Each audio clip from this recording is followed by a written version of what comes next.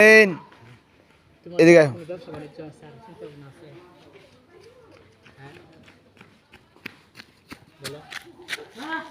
কেমন আছো? ভালো আছি।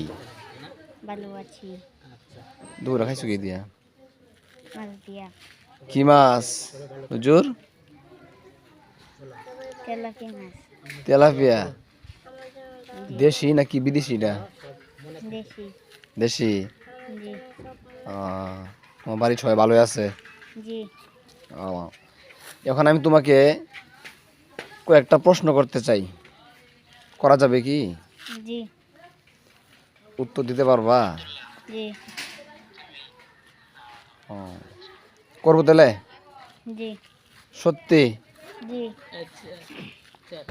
আচ্ছা, তুমি বলো আমাদের আদি পিতা কে ছিলেন? হযরত আদম আলাইহিস সালাতু ওয়াস সালাম। শিওর? জি। তাহলে কি আরেকটা করব? জি। করব? জি।